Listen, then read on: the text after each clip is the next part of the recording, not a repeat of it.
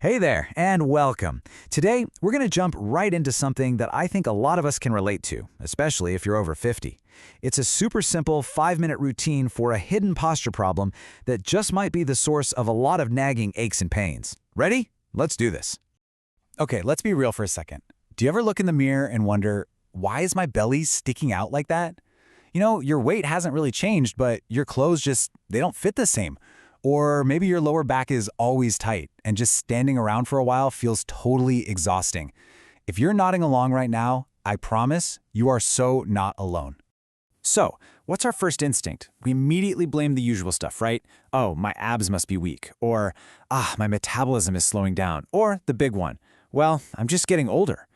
But what if the real issue isn't what we see on the surface at all? It turns out the real culprit is often way deeper. It's all about the position of your pelvis. I mean, think about it. Your pelvis is literally the foundation of your entire upper body. And just like with a house, if the foundation shifts even a little bit, everything built on top of it is going to feel the effects. Yeah, so this is where it gets really interesting. We blame things like weak abs or just getting older.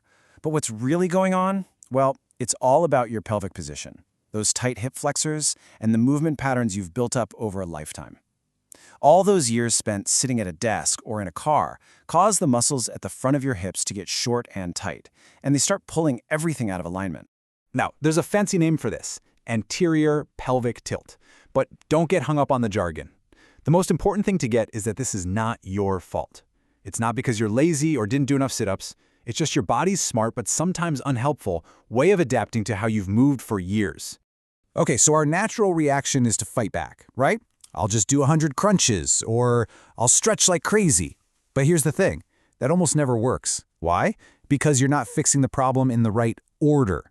Your body is smart. It doesn't respond to just brute force. It responds to the right sequence of movements.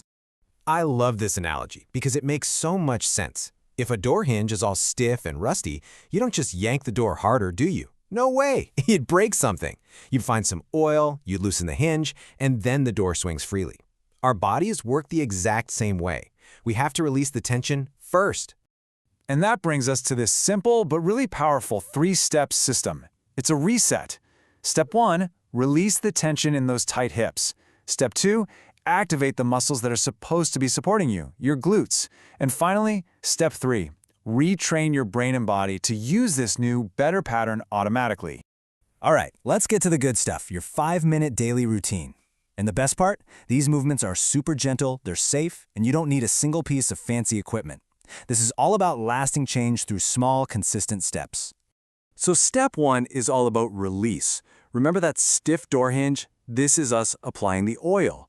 We're going to gently stretch out those hip flexors that have been pulling your pelvis forward for years, just to create a little bit of space. Okay, here's how you do it. Just kneel on one knee, maybe grab a pillow for some cushion. Now, sit up nice and tall, and then just ease your hips forward, just a few inches. We're not forcing anything here. The real secret is to give your butt muscles, your glutes, a little squeeze. That protects your lower back. Just hang out there, breathe, for maybe 20 to 30 seconds. Then do the other side. See?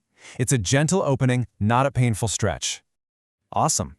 So we've released the tension. Now for step 2, activate. We need to wake up the muscles on the other side, the glutes. They're supposed to be the powerhouse supporting your pelvis, but honestly, after years of sitting, they can get a little sleepy. It's time to give them a gentle wake-up call. For this one, you just lie on your back with your knees bent and your feet flat on the floor. Now push through your heels and slowly, with control, lift your hips up. You're trying to make a straight line from your shoulders to your knees. Give your glutes a good squeeze at the top, and then lower back down slowly.